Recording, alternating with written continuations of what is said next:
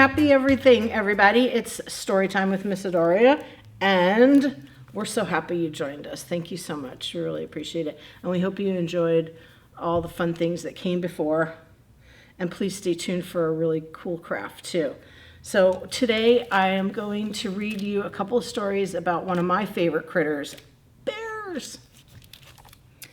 I respect them. They're dangerous critters to humans and to other critters, but they're definitely necessary.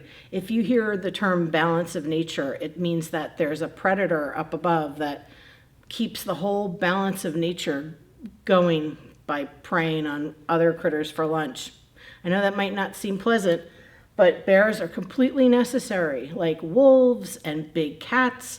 So in order to keep your nature balanced and happy, you need your big critters. So bears are one of them, and we're going to help celebrate and honor them today by reading a couple stories. Our first story is called Baby Bear Sees Blue, and it's by Ashley Wolf. Isn't that funny? We just talked about wolves. And I'm pretty sure Ashley illustrated it because there's no other name. So let's see. Let's just look at this first picture because it's so pretty. Look at that. It looks like a cave where somebody would sleep during the winter, don't you think? Or maybe be born as a baby. You see all the other critters there? Yeah, that's nice. Let's see. Does Ashley dedicate this book to anybody? No, it doesn't. It just goes right into the book. So guess what? Ashley and I are dedicating this book to you, dear readers and listeners. Are you ready? Here we go. Deep down in the den, Baby Bear wakes up. He yawns and blinks and stretches his stubby little legs. Look at that big mama. Call her Big Mama Bear. In the den's dark wall, an opening slowly fills with light. A glow creeps in. "Who is warming me, Mama?" asked Baby Bear. "That's the sun," said Mama. Maybe he's never seen the sun before. Baby Bear sees yellow. All that light coming in. It's very pretty. At the mouth of the den, leaves dance on a twig. "Who is waving to me, Mama?" asks Baby Bear. "That is the oak," Mama says. That's really cute.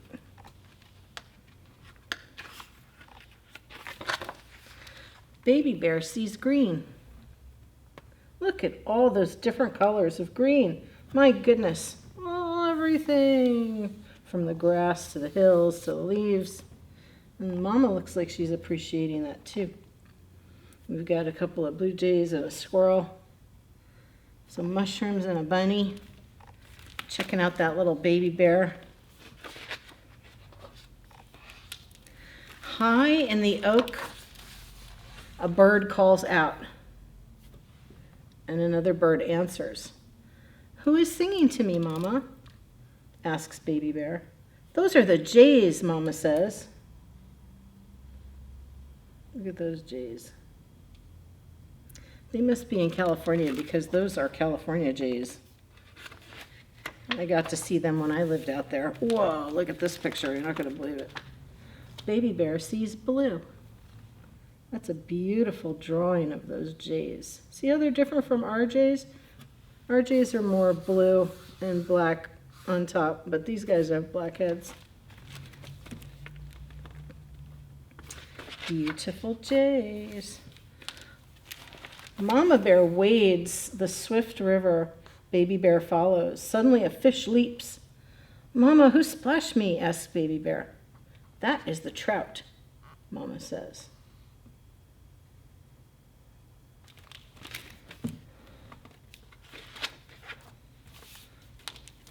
Whoa. Baby Bear sees brown. It's so beautiful. He has his head under the water.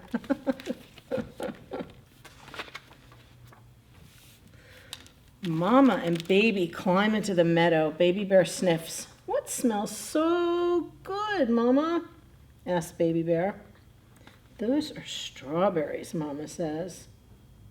Little wild strawberries, wildflowers. Isn't that a pretty picture? It's a nice place for them to walk around, looking for food. Baby Bear sees red. Look at that beautiful, beautiful drawing. All the butterflies and bees and strawberries, and what else can you spot in there?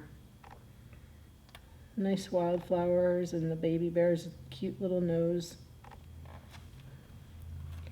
Such beautiful drawings, Miss Ashley Wolf. Mama Bear rests in the grass while Baby Bear explores. Bright wings flutter by. Who tickled me, Mama? Asks Baby Bear. That's a butterfly, Mama says. There's a little mouse looking up at him like, what's that?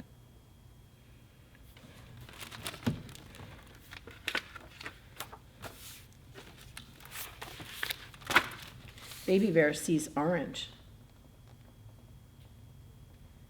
Look at all this beautiful butterflies. One landed right on his cute little nose.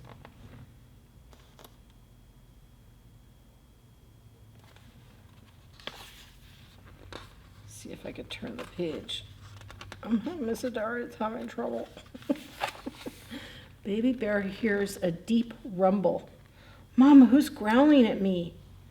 That's the thunder, Mama says. Let's hurry home. You see the clouds getting darker in the sky? It was probably going to rain soon, right? Do you see all the critters in the grass? Let's see if I can help you name some of them. There's a mouse and two little birds and a snake and another little mouse and a whole bunch of wildflowers and a bee.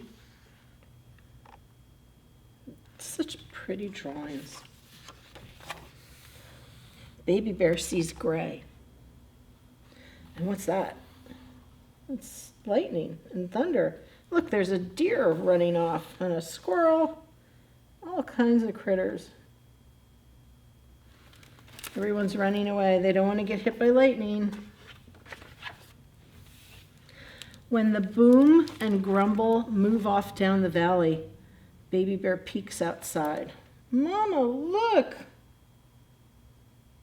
What's it doing? It's raining. You see the little froggy over here? But they have taken shelter inside of their den. Oh, there's a little cute little mouse too. Oh, I skipped a page. Oh no. Okay, I'm sorry. So Baby Bear peeks outside and says, Mama, look. You're never going to believe this. It's a rainbow, Mama says. Have you ever seen a rainbow? They're beautiful. I've seen a double rainbow. I've even seen a triple rainbow. Whoa. That's what happens when sun reflects water after it rains or during rain. Mama and baby curl together. Baby Bear yawns. Good night, Baby Bear, Mama says. Good night, Mama, says Baby Bear. It must be a really cozy place to take a nap on your big furry mama. He looks tired. He had quite a day, huh? Then Baby Bear closes his eyes and sees nothing but deep, soft black.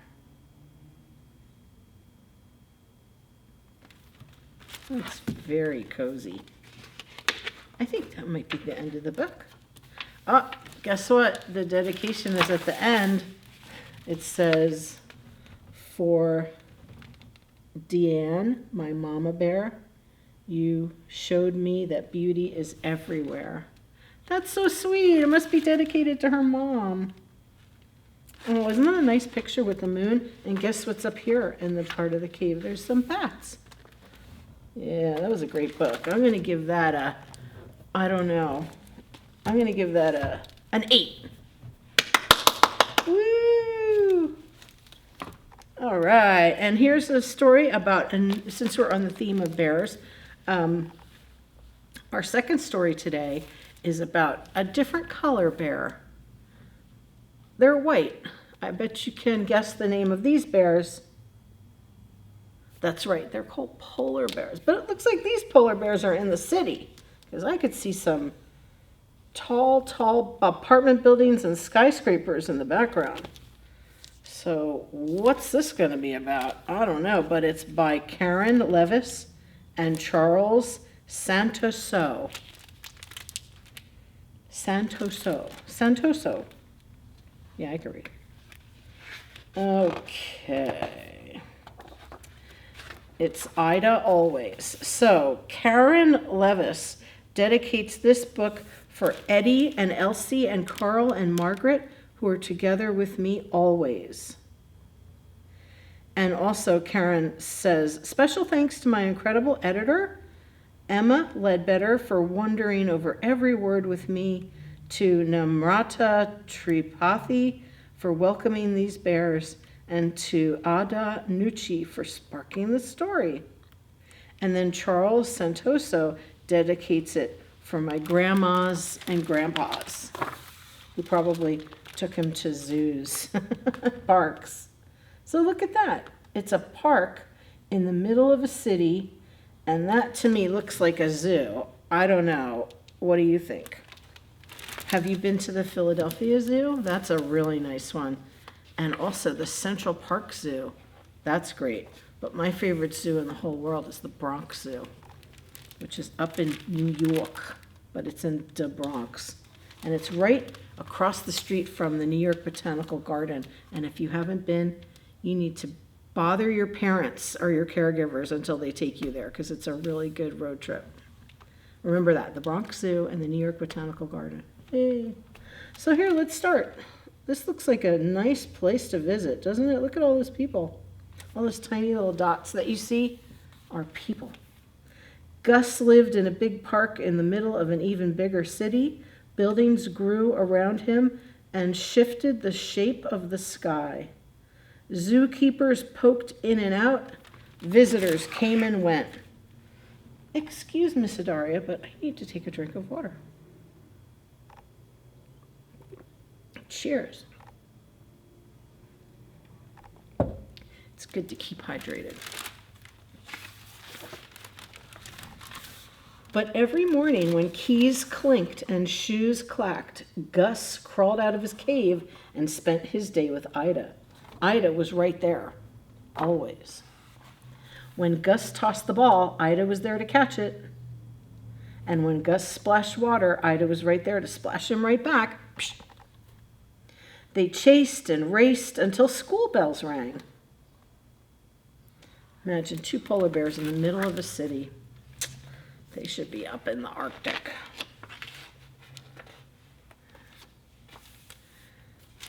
The two friends flopped onto their favorite rock while the city pulsed around them. Oh, I wish we could see it, Gus said. You don't have to see it to feel it, said Ida. Listen. They heard buses groan and trucks rumble and police whistles, taxis honk, pigeons coo, people say, hey, wait, yo, hello, and children laugh. That's the city's heartbeat, said Ida, and it's right here with us, always.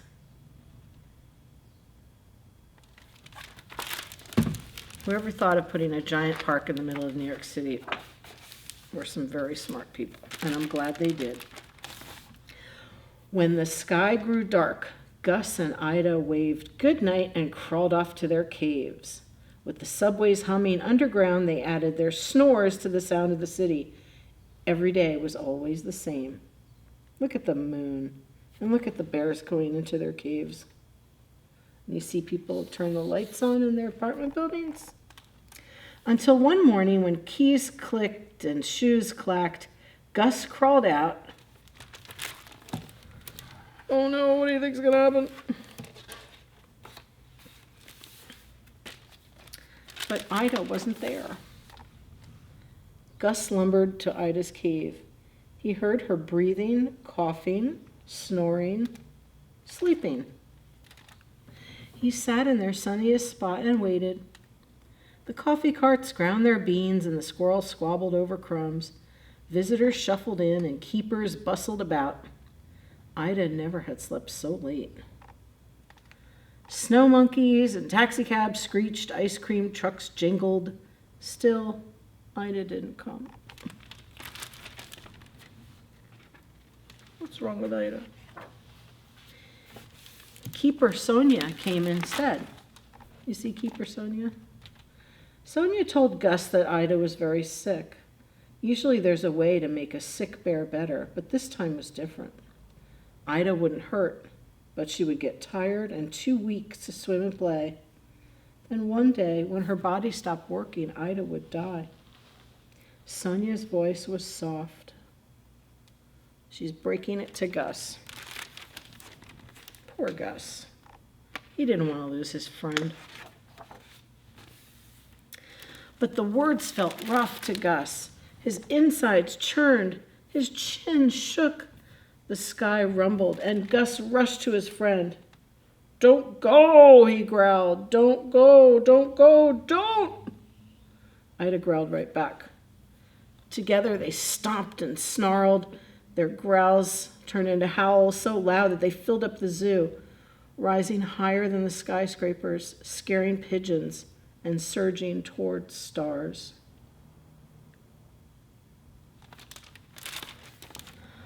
Rawr. Don't go, Ida. And then they stopped. Two friends folded into one shadow and slumped quietly on the rocks. Two bare noses sniffled, two bare breaths panted, two bare hearts echoed each other's beat.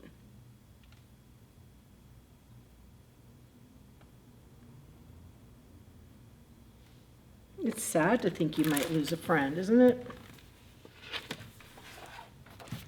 Yeah.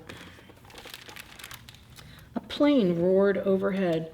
Gus and Ida wondered where it was going. They wondered where Ida was going, too. They wondered and guessed and imagined, and they whispered nose to nose. "Wherever I go," said Ida, "I will always smell your fishy breath." That made Gus smile. He wasn't sure if he should, but Ida was giggling, too. They let their laughs bounce back and forth between them. Fishy polar bear breath. You really have to love somebody to appreciate your fishy polar bear breath. Oh, look at Ida, all tucked up in her cave. From then on, Ida spent most days in her cave. She slept a lot, but she didn't hurt. The keepers took good care of her. And Gus helped. He gathered her favorite toys and fishy treats, and he brought her visitors notes. I bet some of those notes said, "Get well, Ida. Get well soon. Hope you feel better." There were growling days and laughing days and days that mixed them up, when she probably didn't feel well enough to even come out of her cave. Sometimes Ida needed a moment alone. We all need an alone moment once in a while. And sometimes Gus did too. That's a nice area that they're in, isn't it?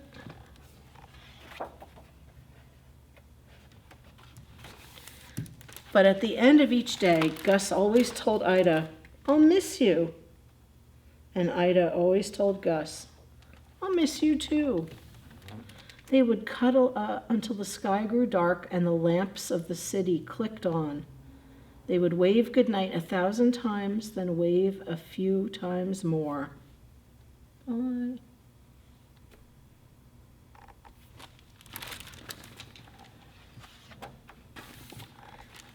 Then one sunny day, while Gus smoothed her fur, Ida curled into a quiet.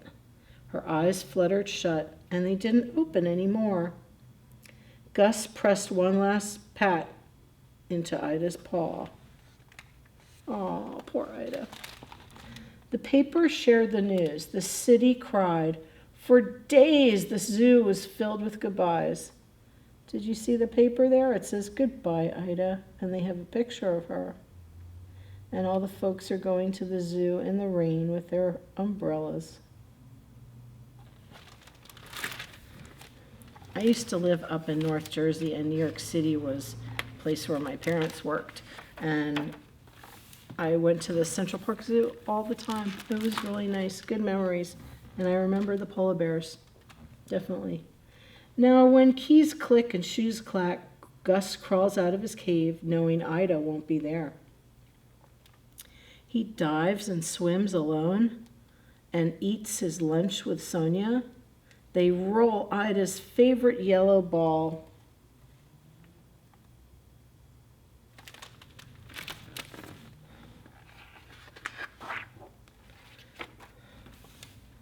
Some days Gus forgets. He looks for Ida on the rock in her cave behind the waterfall. When he remembers she isn't there, he rests in the shadows.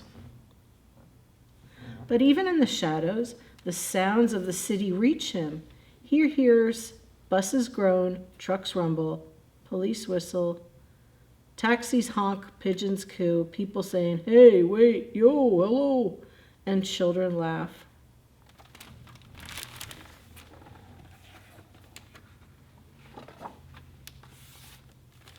Gus smiles. He steps into the spot where Ida liked to soak in the sun. He listens to their city pulsing around him.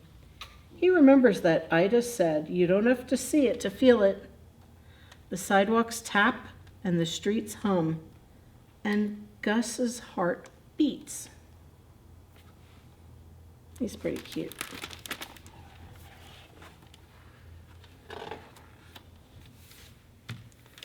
And Ida is right there. Always. Wasn't that a sweet story, even though it was sad? Oh, it was sweet and sad. I wonder what the story is behind the story. Oh, wait. There's more. Let me quickly read this to you. It's the author's note. Ida Always is a fictional story inspired by the real pair of polar bears, Ida and Gus, who lived together in New York City's Central Park Zoo. So I did meet them. The two bears swam, played, and cuddled together for many years. They were visited by more than 20 million people from all over the world and deeply cared for by their zookeepers. By the time Ida became ill and died in 2011, she had created many wonderful memories for friends to remember her by, and when Gus died 2 years later, friends cherished their many memories of him too. While I was working on this story, I visited Gus. He sat on a large rock surrounded by the city skyline with his head tilted toward the sun. Like other loved ones who have passed away, Gus and Ida will be with me always. Oh, what a sweet story. Yay. All right. So thank you so much for tuning into Storytime. Please stay tuned for a craft. We really appreciate you tuning in and hope you had some fun today. And as always, happy reading, and we'll see you next time.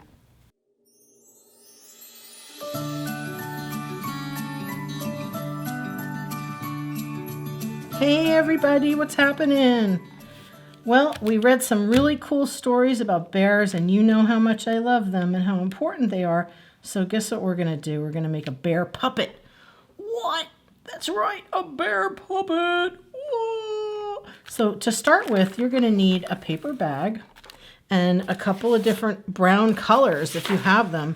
See, I have like a darker brown color and a bit of a lighter brown color, and you're also going to need some black construction paper. Pair of scissors, Sharpie, pencil, googly eyes if you have them. If you don't have them, you could draw them. You know, you could cut out white pieces of paper and put on a black piece of paper, or you could draw the black parts of the eyes. And also I have a fuzzy little nose. And again, if you don't have that, you could draw that too. And some glue and glue stick. And now we're gonna get her going. The first thing I'm going to do is I'm gonna draw a big circle on the brown part. And that is, hold on, just give Miss Adaria 1 second here. I guess I'm gonna, here's this circle. right? That's going to be the bear's nose. You know, where we're going to put the nose. So, oh, yeah, that's right. Yeah. Okay. So here is the nose. I'm just using this old yogurt cup to make a good circle. And then we're going to cut that out. And you notice how I put it down in a corner? Because you can use the rest of this paper for other things. So try to put it close to the edge and down as you can so that you can use the rest of that construction paper for something else. And now here, this is going to be the bear's head. So I'm going to do the circle bigger, and I'm going to draw it freehand because I don't have a bigger circle to trace around. So I'm going to kind of look at how big the snout is, and then I'm going to make this one a bit bigger for his head. So I'll start sort of there. And it's not going to be a perfect circle, but it's going to be a sort of circle. How does that look to you? I think it looks pretty good. So let's cut out the bigger sort of circle. And see, you can save this construction paper for later, for another project.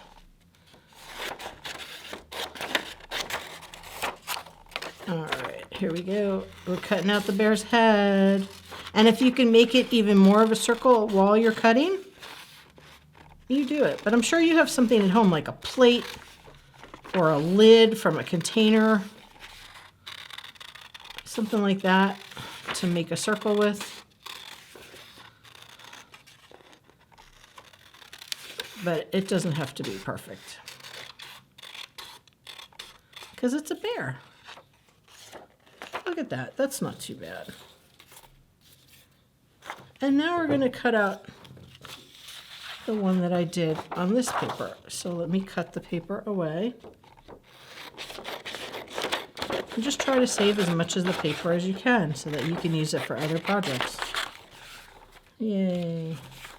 Because, you know, I watch crafts, a lot of crafts on YouTube and different, platforms. And I'm telling you, the people, if this is a craft that I watched the other day, they drew the circle, like a tiny little circle right in the middle of the paper, and then they just throw the rest of the paper away. So that, Miss Adaria does not approve of that. Because I like to save stuff that we can use for later, because why waste it, right? It's a sin and a shame. That one was for you, Ruthie. My cousin Ruthie, she's so cute. Okay, so we read stories about bears today, right? We read stories about the baby bear seeing different colors and being outside with his mama for the first time. And then we read stories about Ida. So today we're going to make a little brown bear puppet. That's the situation here. And what you're going to do now is you're going to put enough glue so that it sticks onto the paper bag, but you're going to leave this flap up so you can get your hand in there. So I would say you're going to glue right in this area right here. So I'm going to just do a little pencil mark on the back to show me where I need to put the glue. And then you're going to need glue to probably just about here. So you see that square? Let's look at that square right there. And here we go with our glue stick. Love the glue stick. So much fun.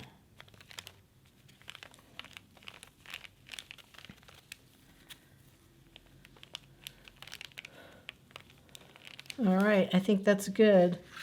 So now I'm going to carefully try to glue it on right where it's supposed to be. So when you put your hand in it, his little face kind of comes up. Let's make sure we have enough. We put a little bit on the paper bag too, so it sticks to the paper bag. Get it stuck down there. You might have to use this type of glue, and if you do, just remember that it needs to dry.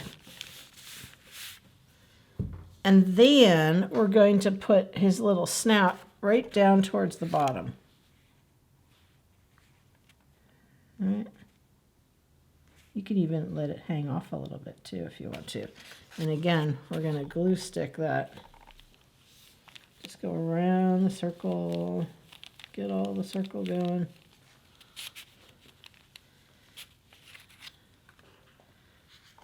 And there is your bear's snout. Because, you know, their snouts stick out like doggies do, right?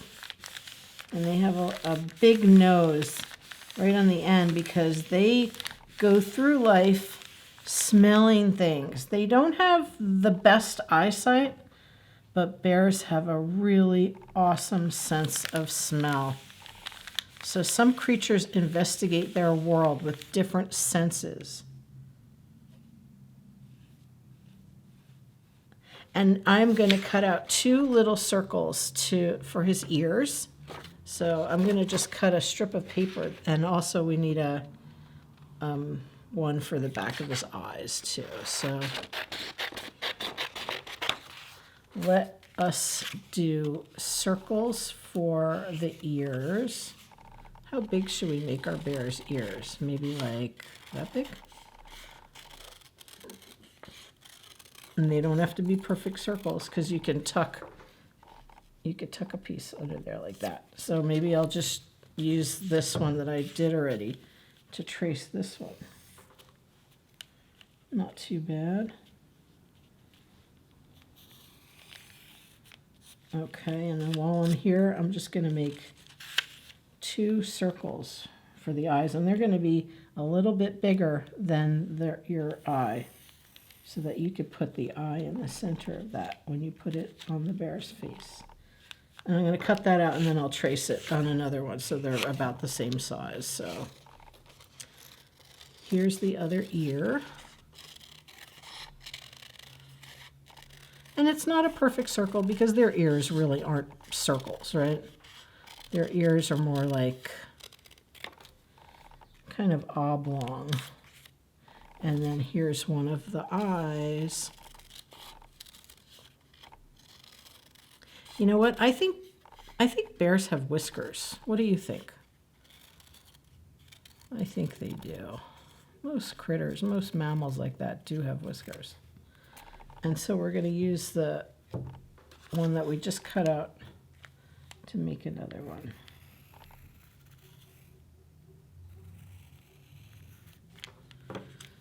Okay.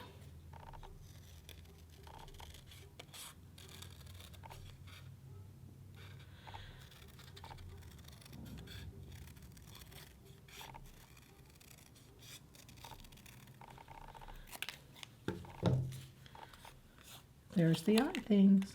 All right, so then start with the ears and just put a little bit of glue on the bottom, just like a little smile of glue stick. And you could stick your ear right behind there.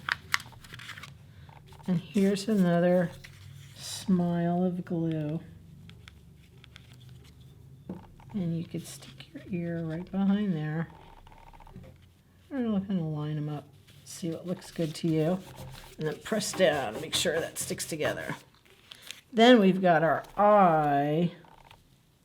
We're going to put glue over the whole thing.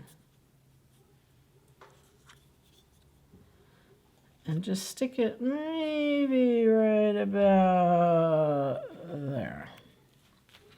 That looks good, right? And press it down, make sure it sticks. And here we've got the other one. And I did it with the pencil marks down so you can't see them when you stick them on there.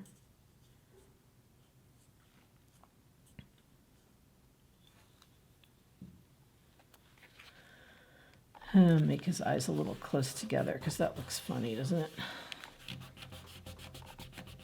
Then what you want to do is take your heavy duty glue, your Elmer's glue, and I'm going to put a little dot right here. Hey, glue. Maybe it would help if I actually undid the glue so that I could get some glue out. Here is a dot.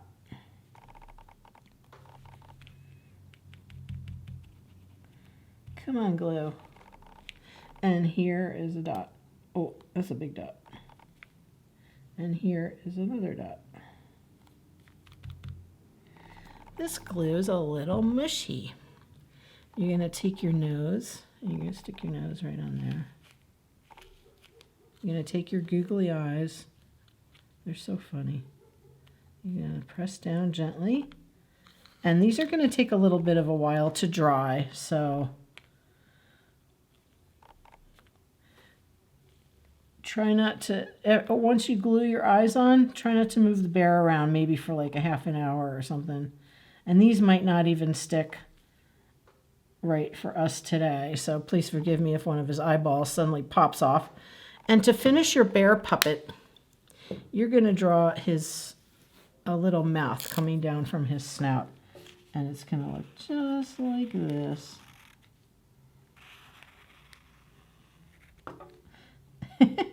Maybe give him a couple dots here. Maybe because he does have whiskers. And there is your bear puppet. What do you think of him? Isn't he cute? Oh, I really like him a lot. I don't have any of my dolls or any of my stuffed animals to tell me what a good job I did today, so I'm just going to have to tell myself, yeah, I really like myself. You did a good job on me. I feel good, and I'm going to entertain someone and make somebody happy. So thank you so much for tuning into Craft Time today. We really appreciate it. We hope you learned a lot about bears and you appreciate them, and you can go see them or watch a nice documentary about them on TV. And please go visit some zoos. How about the Cohasset Zoo and Keeper Alison? And oh yeah, stay tuned. We're going to have a Zoobrary in the next couple of weeks, and you're not going to want to miss that. Thanks for subscribing. Thanks for tuning in. You have a wonderful day, and we'll see you next time. Take care, everybody.